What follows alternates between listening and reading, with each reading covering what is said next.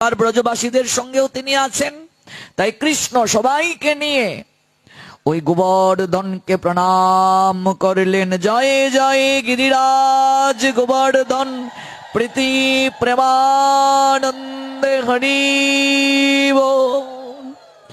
নন্দাদি গোপগণ এই প্রকারে ভগবান শ্রীকৃষ্ণের অন্তঃপ্রেরণায় গোবর্ধন পর্বত গুগণ ও ব্রাহ্মণগণের প্রীতিজনক গোবর্ধন যজ্ঞের অনুষ্ঠান করে সবাই সেই প্রসাদ গ্রহণ করে নিজ নিজ গৃহে গমন করলেন। সবাই পুজো করে নিজ নিজ গৃহে গমন করলেন। বৃন্দাবনে বিশেষ করে গোপগণ ব্রজবাসীগণ অত্যন্ত সমাদরে গিরিরাজের পুজো করে। আমার একবার সৌভাগ্য হয়েছিল অন্নকূট মহোৎসবে বৃন্দাবনে থাকার। সে কি ভক্তের সমাগম হয় কল্পনাও করা যাবে না। পরিক্রমায় লক্ষ লক্ষ লক্ষ লোকের সমাগম হয় অন্নকূট মহোৎসবের দিন। তিল পরিমাণ জায়গা নেই পা ফেলার। সকল ব্রজবাসীগণ অত্যন্ত সমাদরে পুজো সম্পাদন করেন। এদিকে শুকদেব গোস্বামী পাদ পরীক্ষিত মহারাজকে এই লীলা যখন শ্রবণ করাচ্ছেন শ্রীমদ্ ভাগবতের দশম স্কন্ধের ৫বিংশ অধ্যায়, শুকদেব গোস্বামী পাদ বলছেন, হে কুরুনন্দন, হে রাজন, পরীক্ষিতকে বলছেন, নন্দাদি গোপগণ গোবর্ধন যজ্ঞ সমাপন করে যখন নিজ নিজ গৃহের অভিমুখে অগ্রসর হলেন, দেবরাজ ইন্দ্র তিনি সকল কিছুই নিরীক্ষণ করলেন, উপলব্ধি করলেন যে চিরদিনের জন্য ব্রজভূমিতে আমার পূজা বিলুপ্ত হয়ে গেছে। পরীক্ষিত মহারাজ তখন করজুড়ি বলছেন শুকদেব গোস্বামী পাদকে, হে মহাত্মন, হে মুনিবর, ইন্দ্র তখন কি করলেন? তিনি যখন উপলব্ধি করলেন তার পূজা ব্রজভূমিতে চিরতরে বিলুপ্ত হয়ে গেছে, বন্ধ হয়ে গেছে, তখন তিনি কি করলেন? উত্তর দিচ্ছেন শুকদেব গোস্বামী পাদ শ্রীমদ্ ভাগবত দশম স্কন্ধ অধ্যায় ৫বিংশ। ইন্দ্র তখন গোপগণের প্রতি ক্ষুব্ধ হয়ে গেলেন। সবচেয়ে বেশি ক্রোধান্বিত হলেন ভগবান শ্রীকৃষ্ণের প্রতি। গতকাল বলেছিলাম না, অহংকারের বশবর্তী হয়ে যার থেকে সৃষ্টি আমরা অনেক সময় তাকে ভুলে যাই। জগতে সকল কিছুই তো ভগবান থেকে সৃষ্টি। ইন্দ্রের মনে অহংকার আসার কারণে সে ভুলে গেল, বরং তার আনন্দ প্রাপ্তির কথা যে আমার প্রভুর পুজো হলো, প্রভুর সেবা হলো। মানুষ কখন অহংকারীর বশবর্তী হয়ে এই কার্য করে? যখন তার মাঝে কর্তৃত্ব অভিমান আসে, আমি কর্তা এই ভাব যখন আসে। ভাবুন তো, এই লীলা থেকে আমরা শিক্ষাটা কি নেব? হ্যাঁ, আমরাও তো ইন্দ্রের নিয়ায় অহংকারে মত্ত হয়ে ভগবান কৃষ্ণকে আমরা ক্রেডিট দেই না, শ্রদ্ধা পোষণ করি না, কৃতজ্ঞতা নিবেদন করি না। নগ্ন হয়ে এসেছিলাম আমরা সংসারে, লজ্জা নিবারণের কাপড়ও নিয়ে আসি নাই। না কেউ নিয়ে এসেছ গো? যাব যেদিন কিছুই নিয়ে যেতে পারবো না। এখন তো আমরা একটু কারেন্ট চলে গেলে টিকে থাকতে পারি না। হা, গরম গরম গরম গরম, আইপিএসটা নষ্ট হয়ে গেল রে, কল দে। গাড়িতে এসি, বাড়িতে এসি। হ্যাঁ, ভাবুন, অনুভব করুন, গরমের সময় নোয়াখালীতে যে জন্ম নিয়েছে সে কি ভেবেছে যে এত গরমের মাঝে জন্ম নেব, একটা এসি সঙ্গে নিয়ে যাই, কিংবা একটা ফ্রিজ সঙ্গে নিয়ে যাই, একটু ঠান্ডা জল খাবো? অনুভব করুন, অনুভব করার জন্যই মনুষ্য জনম, আর কোন জনমে অনুভব করার শক্তি নাই। ইন্দ্রের যে অহংকার চূর্ণ ভগবান করবেন, এখানে ইন্দ্র আমরা সবাই অহংকারী। আমরা শিকড় ভুলে গিয়েছি, শিকড় ভুলে যাই প্রতিনিয়ত। বেশি দূর যেতে হবে না, বুকে হাত দিয়ে বলুন যেখানে আমরা আছি এই জায়গা তো নবসৃষ্ট বৃন্দাবন। বুকে হাত দিয়ে বলুন, আমাকে বলতে হবে না, বিবেককে বলুন। কেউ যদি আপনাকে জিজ্ঞেস করে মা তোমার সন্তান কজন, কজন বলেন আমার নয় গোবিন্দের দান, এই কথাটা আগে বলেন, বলুন তো বুকে হাত দিয়ে। যে আমার 2 ছেলে 1 মেয়ে, 1 ছেলে 1 মেয়ে, 2 ছেলে 3 মেয়ে, যতজনই সন্তান, কিন্তু পরিচয় দেওয়ার আগে কজন বলেন আমার নয় গোবিন্দের দান? তাহলে আমরা এই কৃতজ্ঞতাটাই জ্ঞাপন করতে পারছি না। ভগবানকে আমাদের ঘরের সদস্যও ভাবতে পারছি না। সারা বাংলায় 16 বছর যাবত আমি ঘুরি, ছোটবেলা থেকেই তো এই পথে। 16 বছরে তো আর কম বাড়িতে, কম বাসায় যাওয়া হয় নাই। আমাদের ল্যাট্রিন, বাথরুম, টয়লেটটা যত উন্নত, ঠাকুর ঘরটাও তত উন্নত না। না ভুল বলছি গো? মিলিয়ে দেখবে গিয়ে তোমার বাসায়, ঠিক কিনা? ল্যাট্রিন, বাথরুম, টয়লেটটা যত উন্নত, ভগবানের ঘরটা তত উন্নত না। পাঠিয়ে গেলাম এক জায়গায়, 5 তলার উপরে ঠাকুর। গৃহকর্তা বলছেন একটু ঠাকুর দর্শন করে যাবেন। হ্যাঁ বললাম চলুন। তো কোন ক্রমে আমায় নিয়ে, বললাম বাবা কি হয়েছে? বলছে এই 7 মাস পর উঠলাম।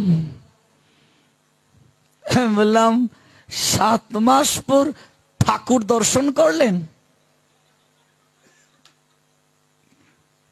7 মাস পর তিনি ঠাকুর দর্শন করলেন। কেন? 5 তলার উপরে ঠাকুর কেন? কই ভগবান তো উপরেই থাকবে। আমি বললাম এত উপরে রাখলেন, 7 মাসে একবার দর্শন, আমি না এলে বুঝি 7 বছর হতো। তাহলে ভগবানের সঙ্গে সম্বন্ধ দেখুন, 7 মাস যদি কারো সঙ্গে দেখা না হয়, কথা না হয়, সম্বন্ধটা গভীর থাকবে না, দূরত্ব হবে। ঘর তৈরি করার আগে, বাসাবাড়ি নির্মাণের আগে সর্বপ্রথম চিন্তা করতে হবে আমার ঠাকুর ঘরটা কোথায় হবে। ঘরে ঢুকলেই যেন ঠাকুর দর্শন করা যায়। ঘর থেকে বের হব, ঠাকুর দর্শন করে বের হব। ঘরে ঢুকবো, ঠাকুর দর্শন করে ঘরে ঢুকবো। যেন ঢুকেই ঠাকুর দর্শন হয়। তুলসী মণ্ডপটা এমন জায়গায় থাকবে, ঘরে ঢুকতেই যেন তুলসী দর্শন হয়, ঘর থেকে বের হওয়ার সময় তুলসী দর্শন হয়। আর আমি 5 তলার উপরে ঠাকুর রাখলাম, 7 মাসে ঠাকুর দর্শন হলো। তাহলে সম্বন্ধটা খুব গভীর ভগবানের সঙ্গে। মানে কি?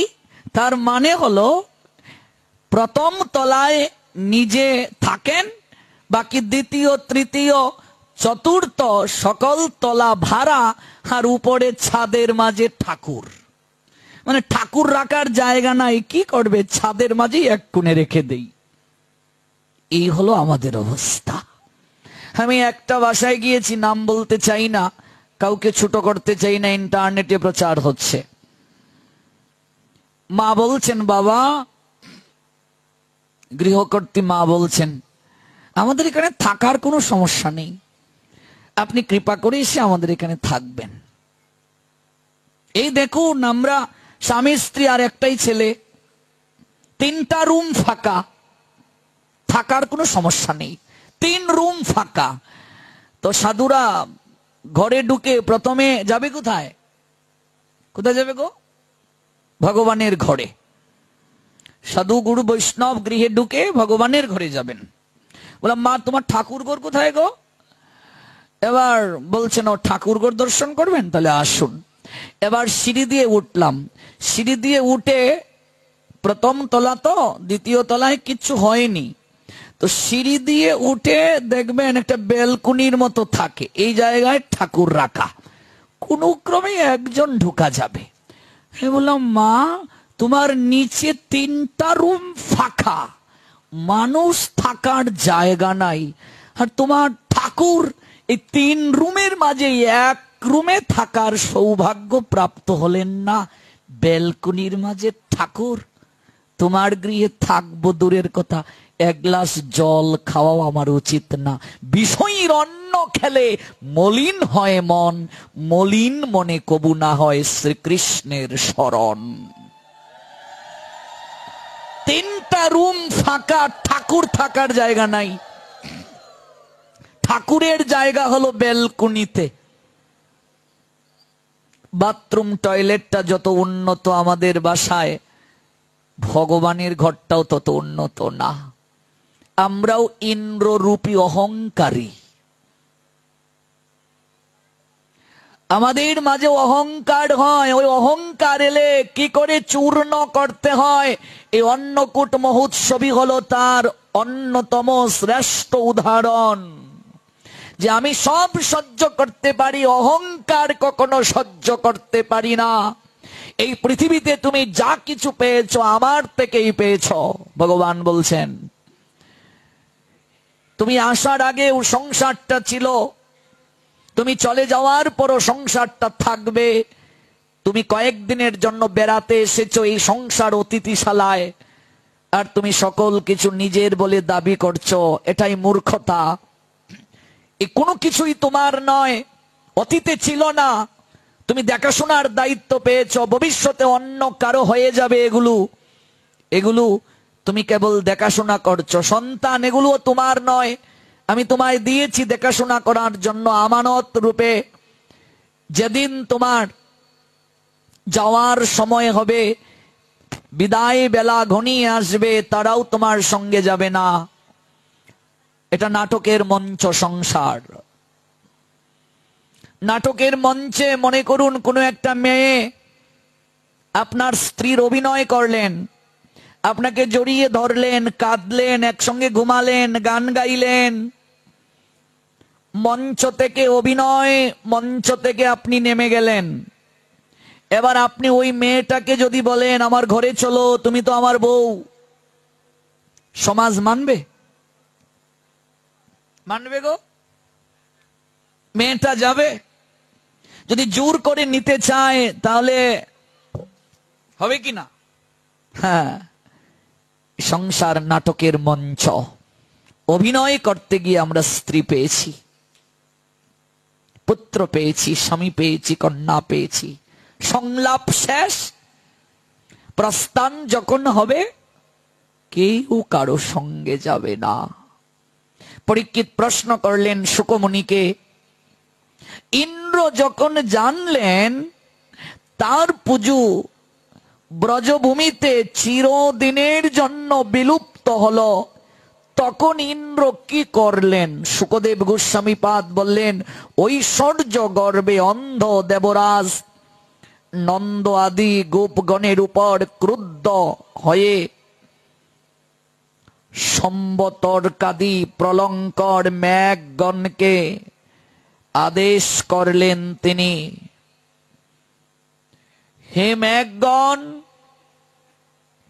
এই বনবাসী গোপগণের সাহস কত! তারা নাবালক কৃষ্ণের কথায় আমার পুজো বন্ধ করে দিল। কৃষ্ণকে বলছেন নাবালক,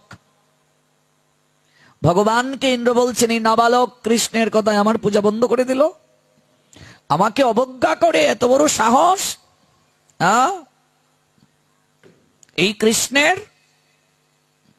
অজ্ঞ ব্যক্তিগণ যেমন আত্মবিদ্যা পরিত্যাগ করে নামমাত্রে নৌকা তুল্য কর্মময় যজ্ঞাদি আশ্রয় করে ভবসাগর পার হতে চেষ্টা করে, সেইরূপ গোপগণ বাচাল মূর্খ দুর্বিনীত সংসার বিবেকবিহীন অপাণ্ডিত্য অভিমানী নাবালক কৃষ্ণকে আশ্রয় করে অপ্রিয় কার্যের অনুষ্ঠান করেছে, আমার পুজো বন্ধ করেছে, আমাকে শ্রদ্ধা পোষণ করে নাই।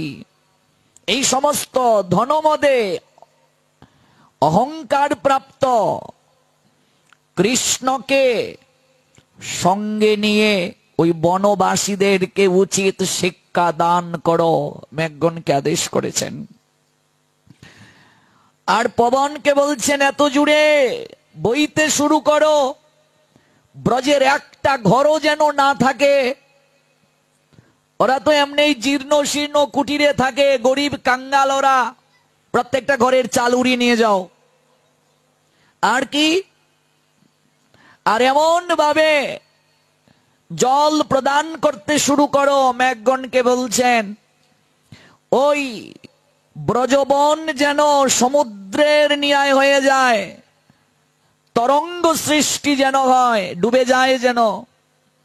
আর দেখবো ওই নাবালক কৃষ্ণ কি করে তাদেরকে রক্ষা করে। দেখবো এই গুবৎসগণকে নিয়ে কোথায় গিয়ে আশ্রয় নেয় ওরা। যত গুবৎস রয়েছে, গুমহিষ রয়েছে, পশুগণ রয়েছে, বিনষ্ট করে দাও, বিজলি চমকাও, বজ্রপাত হোক। আমি নন্দ ব্রজ বিনাশ করার জন্য মহাবেগশালী 49 পবন সঙ্গে নিয়ে ঐরাবতে আরোহণ করে তোমাদের পশ্চাতে গমন করছি।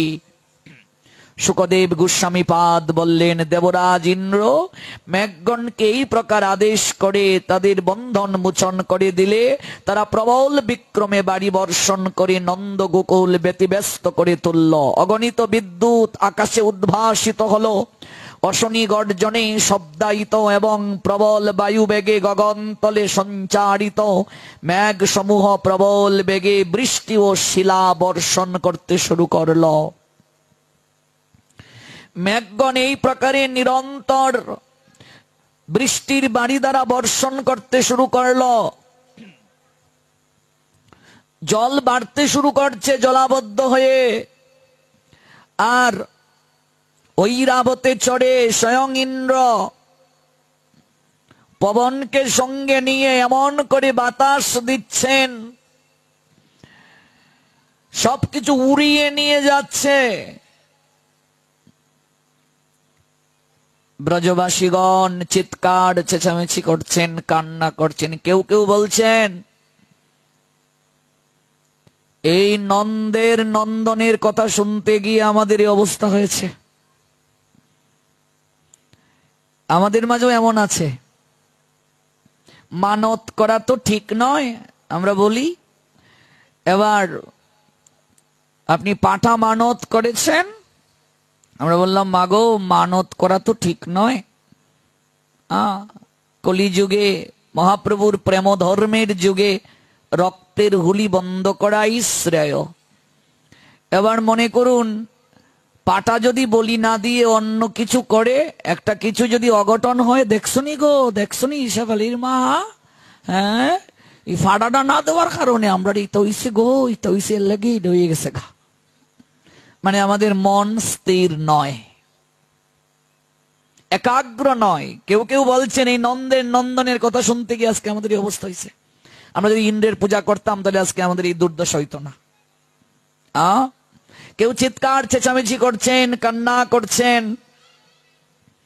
সবাই তখন বলছেন চলো আমরা নন্দালয়ে যাই, নন্দ মহারাজের কাছে গিয়ে আমরা বলি এখন কি করা উচিত আমাদের। তাই তারা ব্রজরাজ নন্দনের শরণাগত হলো। প্রবল বাড়ি সম্পাতে বিপর্যস্ত গোপগোপীগণ কোন ক্রমে তাদের মস্তক দেহ দ্বারা বৎস আদিকে আচ্ছাদন করে তারা নন্দালয়ে এলো। আর নন্দ পিতাকে বলছেন এখন আমরা কি করব। আর ডাকছেন, হে হরি, পদ্ম পলাশ লোচন, রক্ষা করো আমাদের। নন্দ মহারাজ বলছেন, তোমরা ব্যতিব্যস্ত হইও না, ব্রজবাসীদের কঠিন থেকে কঠিন বিপদে আমরা দেখেছি কৃষ্ণকে রক্ষা করতে। পুত্র, আমাদের এখন কি করা উচিত? গোবিন্দ বলছেন, তোমরা গোবর্ধনের পুজো করেছ, তাই গোবর্ধনের কাছে গিয়েই তোমরা শরণাগত হও, তার কাছে গিয়ে আশ্রয় ভিক্ষা চাও। গোবর্ধনের পুজো করার কারণেই তো ইন্দ্র তোমাদের প্রতি ক্ষিপ্ত হয়েছেন। গোবর্ধনই তোমাদেরকে রক্ষা করবেন। গোবর্ধন তো স্বয়ং তিনি নিজেই। তাই স্বয়ং ব্রজবাসীগণ কৃষ্ণকে সঙ্গে নিয়ে গোবর্ধনের তটে গেলেন।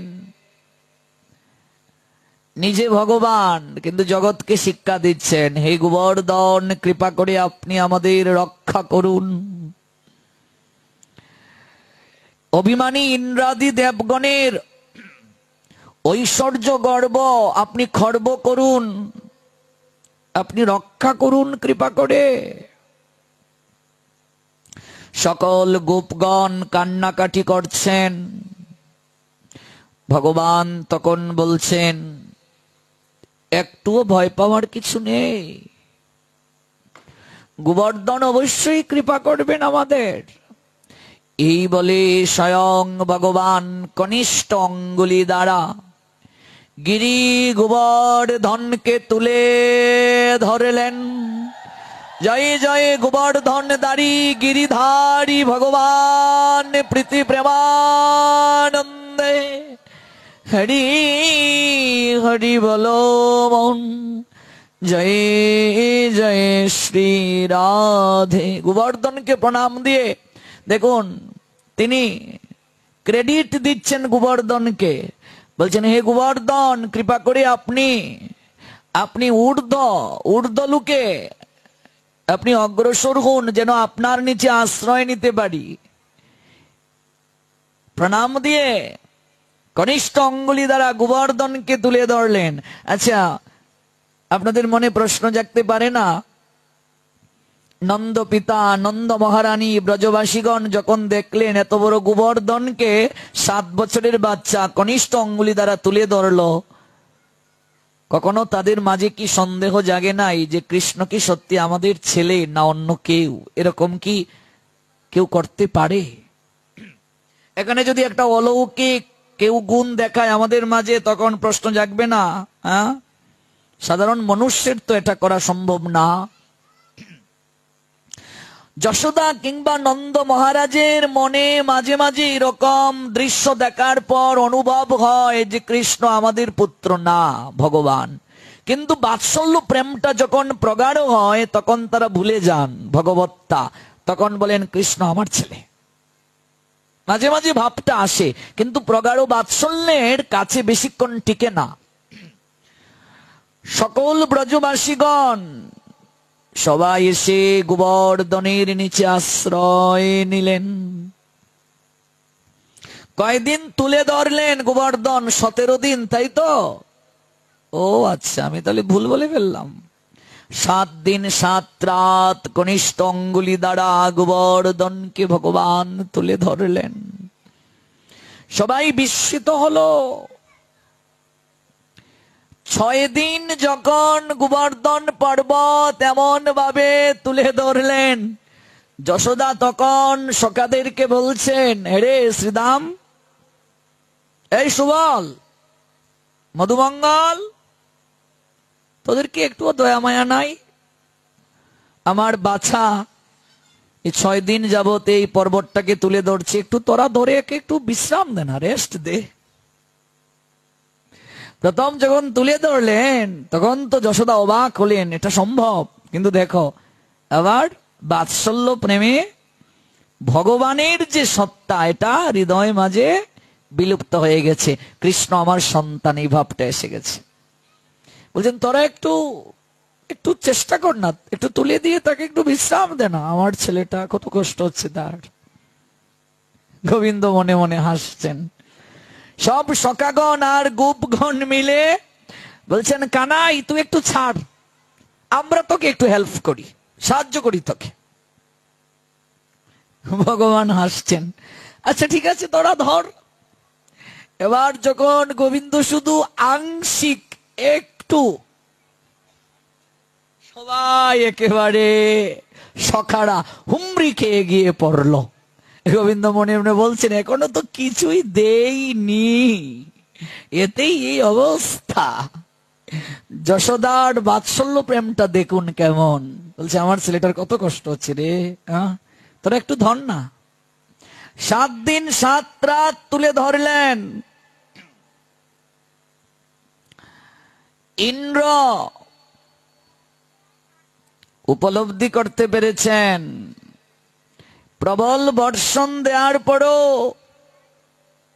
ব্রজবাসীগণের কোনো ক্ষতি সাধন করতে তিনি পারেন নাই। ক্ষুধা তৃষ্ণা পিপাসায় কাতর নন কৃষ্ণ। ব্যথা শয়ন উপবেশনাদির সুখ উপেক্ষা করে অবিচলিত ভাবে বাম করে গোবর্ধন পর্বত ধারণ করে রইলেন ভগবান।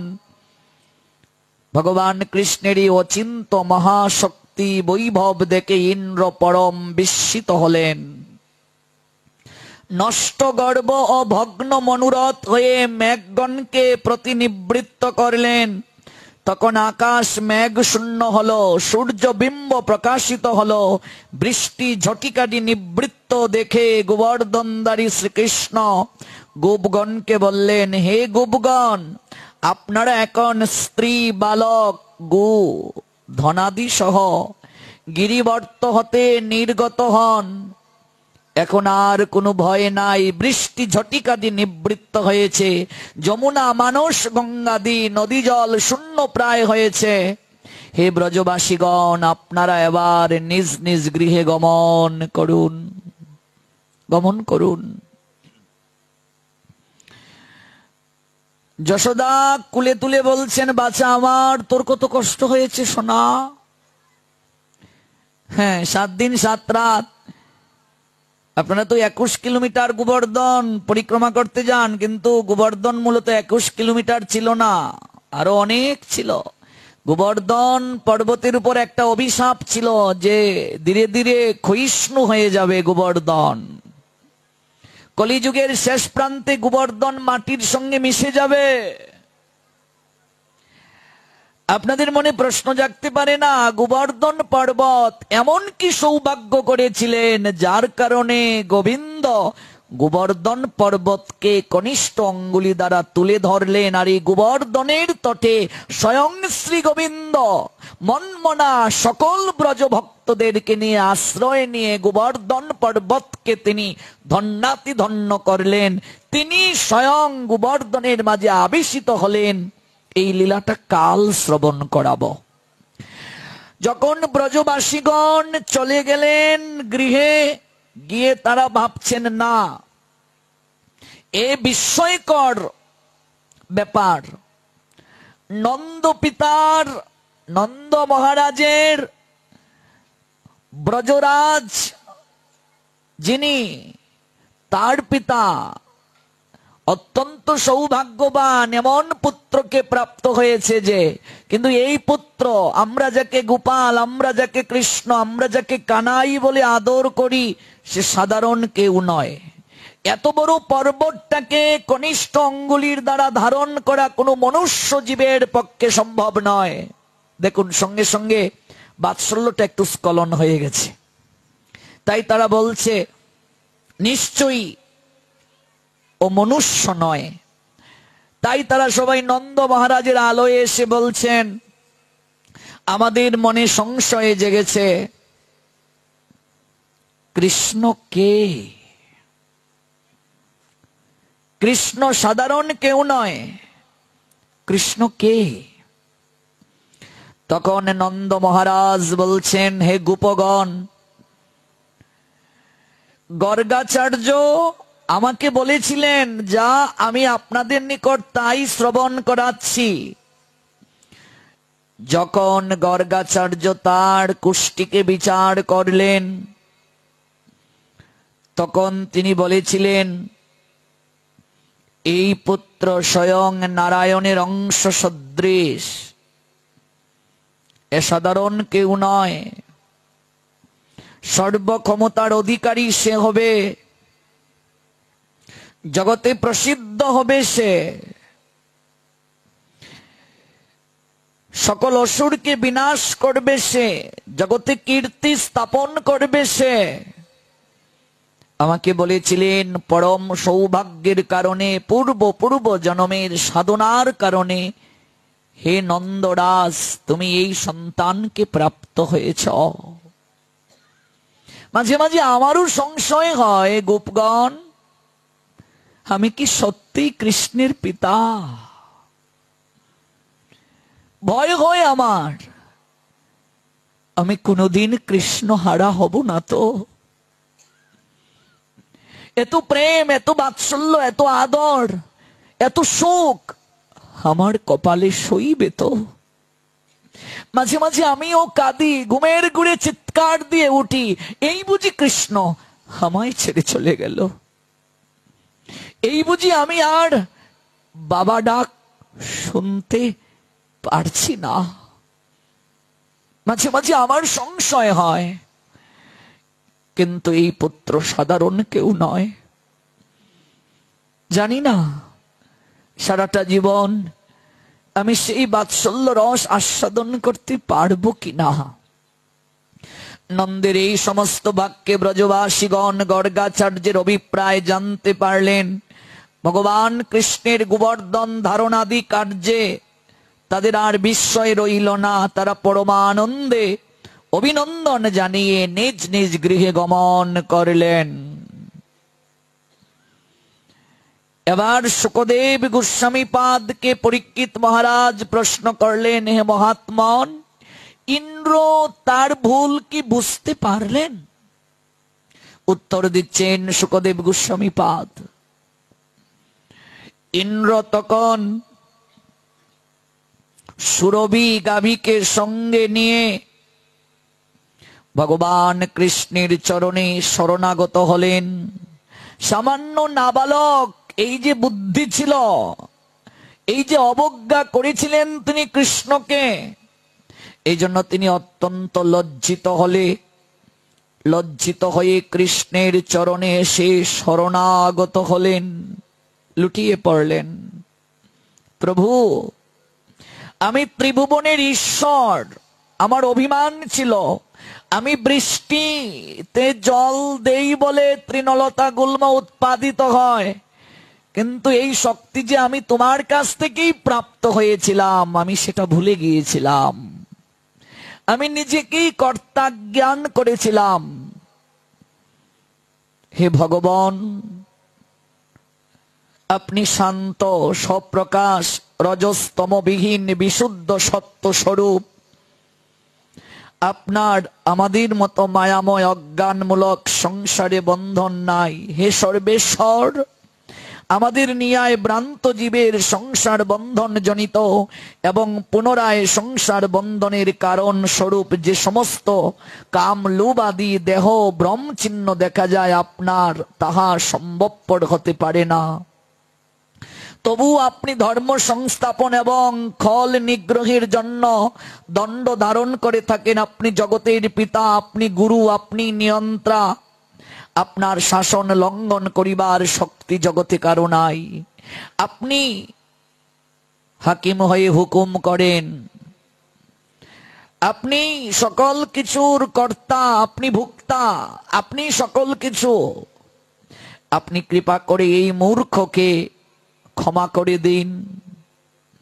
আমার অহংকার চূর্ণ হয়েছে প্রভু, আমায় কৃপা করে আপনি ক্ষমা করুন। আমি আমার ভুল বুঝতে পেরেছি। হে পরম করুণাময়, হে শ্রী ব্রজরাজ, আপনি কৃপা করুন আমায়। হে সর্বজ্ঞান ঐশ্বর্যশালী, ব্রজবাসী গোপগণ সঠিক কার্যই সম্পাদন করেছেন, আপনি তো আমারও আরাধ্য। এই বলে কাঁদতে শুরু করলেন ইন্দ্র। ভগবান ইন্দ্রকে ক্ষমা করে আলিঙ্গন প্রদান করলেন। প্রশ্ন আসতে পারে এখানে, ব্রহ্মাও অহংকারীর বশবর্তী হয়ে একটা অপরাধ করেছিলেন। অপরাধটা কি? গোবৎসদেরকে হরণ করলেন, সখাদেরকে হরণ করলেন, একটা পাহাড়ের গুহায় আটকে রেখেছিলেন। ব্রহ্মার মনেও সংশয়ে জেগেছিল কৃষ্ণ ভগবান কিনা একটু পরীক্ষা করব। ওই পরীক্ষা করতে গিয়ে ব্রহ্মা তার ব্রহ্মলোকের আসনকে হারিয়েছিলেন। ভগবান নিজে আরেকটা শরীর থেকে ব্রহ্মা সৃষ্টি করে ব্রহ্মলোকে পাঠিয়ে দিয়েছিলেন। ভগবান নিজেই সখা হয়ে গিয়েছিলেন, গোবৎস হয়ে গিয়েছিলেন, নবলক্ষ ধেনু হলেন। বৃন্দাবনের প্রত্যেক মায়েদের ইচ্ছে ছিল মনে, ব্রজ গোপিকাদের মনে ইচ্ছে ছিল, গোপাল যদি আমার সন্তান হতো, একটু যদি প্রেম আস্বাদন করতে পারতাম। ভগবান সেই ইচ্ছেও পূরণ করেছিলেন। স্বয়ং ব্রহ্মা যখন গমন করলেন ব্রহ্মলোকে, দ্বার রক্ষক তাকে ঢুকতে দেন নাই। তুমি কে? ব্রহ্মা অবাক হয়ে বলছেন, তুমি আমায় চিনতে পারছো না দাঁড়ি? তুমি আমায় তুমি বলছো? আমি ব্রহ্মলোকের ব্রহ্মা, চতুর্মুখী ব্রহ্মা, তুমি আমার দ্বার রক্ষক, তুমি আমায় অপমান করছো, আমায় চিনতে পারছো না? দ্বার রক্ষক বলছেন, তুমি যদি ব্রহ্মা হও তাহলে আমাদের আসনে কে বসে আছেন? আমাদের প্রভু তো আসনে বসে আছেন। হয়তো কোনো অসুর আমাদের প্রভুর রূপ ধারণ করে এসেছে, ঢুকতে দেব না, অনুমতি নেই। স্বয়ং ব্রহ্মা কাঁদতে কাঁদতে লুটিয়ে পড়েছিলেন আর বলেছিলেন, প্রার্থনা নিবেদন করে, প্রভু তোমায় পরীক্ষা করতে গিয়ে অহংকারে মত্ত হয়ে আমি ব্রহ্মলোকের আসনকে আমি হারালাম। তুমি শুধু ভগবান নয়, তুমি ভগবানেরও ভগবান, তুমি পরম ভগবান। তাই ব্রহ্ম সংহিতার ৫ম অধ্যায়ের ১ নং শ্লোক প্রার্থনা করেছিলেন ব্রহ্মা একটা শ্লোকের দ্বারা, ঈশ্বর পরম কৃষ্ণ সচ্চিদানন্দ বিগ্রহ অনাদির আদি গোবিন্দ সর্বকারণ কারণম। এই শ্লোকে প্রার্থনা নিবেদন করেছিলেন স্বয়ং ব্রহ্মা। প্রার্থনা নিবেদন করলেন, গোবিন্দ সন্তুষ্ট হয়ে দর্শন দিলেন। দর্শন দিয়ে ব্রহ্মাকে বলছেন, ব্রহ্মা বলো তোমার কি চাই? ব্রহ্মা কাঁদতে কাঁদতে বলছেন, প্রভু আমি অহংকারে মত্ত হয়ে তুমি স্বয়ং ভগবান কিনা পরীক্ষা করতে গিয়ে আমি আমার আসন পর্যন্ত হারালাম। জগতের লোক আমার মতো তোমায় চিনতে যেন ভুল না করে, কৃতজ্ঞতা স্বীকার করতে যেন ভুল না করে। এই জন্য তুমি শুধু ভগবান নয়, আমি তোমার বন্দনায় তোমার পূর্বে পরম ভগবান শব্দটা সন্নিবেশিত করলাম, পরম কৃষ্ণ, তুমি আমায় ক্ষমা করে দাও। ভগবান বলেছিলেন, তোমায় ক্ষমা করে আমি দেব ব্রহ্মা, কিন্তু তুমি যে আমার নিকট থেকে আমার ভক্তকে আলাদা করেছ, আমার সখাদেরকে বিচ্ছেদ ঘটিয়েছ, গোবৎসদেরকে বিচ্ছেদ ঘটিয়েছ, আমি এটা তোমায় ক্ষমা করতে পারবো না। তোমাকে শাস্তি পেতে হবে, তোমাকে যবন কুলে যেতে হবে, ম্লাচ্ছ কুলে যেতে হবে। এই ব্রহ্মা জন্ম নিলেন কলিযুগে খুলনা বিভাগ, সাতক্ষীরা জেলা, কলারুয়া উপজেলা, কেরাগাছি বুরন গ্রামে, বুরন পরগনা, হবিউল্লাহ মিয়ার গড়ে হারেস হয়ে। কোন কোন গ্রন্থ বলছে তিনি ব্রাহ্মণ গৃহে জন্ম নিলেন, সন্তান জন্ম দিয়েই কিছুকাল পর মা বাবা মারা গেলেন, আর হবিউল্লাহ মিয়ার গড়ে তিনি লালিত পালিত হলেন, অর্থাৎ ম্লেচ্ছ কুলে, যবন কুলে। তাহলে ব্রহ্মা যে অপরাধটা করেছেন গোবিন্দ তাকে ক্ষমা করলেন না, শুধু বললেন তুমি তোমার আসন আবার ফিরে পাবে, এইটা ক্ষমা করলাম, কিন্তু এই দিকটায় তোমায় ক্ষমা করব না। ব্রহ্মাকে ক্ষমা করলেন না, শাস্তি দিলেন, কিন্তু ইন্দ্রকে কেন ক্ষমা করে দিলেন? বলুন তো উত্তরটা কি হবে? ব্রহ্মার থেকে ইন্দ্র তো আরো বেশি অপরাধ করেছে। ব্রহ্মা সখাদেরকে হরণ করে নিয়ে গুহায় লুকিয়ে রাখলেন, গোবৎসদেরকে হরণ করে নিলেন, আর ইন্দ্র জল দ্বারা ব্রজকে ভাসিয়ে দিলেন। ইন্দ্রকে কেন ক্ষমা করে দিলেন ভগবান? কারণটা কি? তার কারণ হলো ব্রহ্মা ভগবান থেকে ভক্তকে বিচ্ছেদ ঘটিয়েছেন, আর ইন্দ্র ভগবানের সঙ্গে ভক্তের মিলন ঘটিয়ে দিয়েছেন।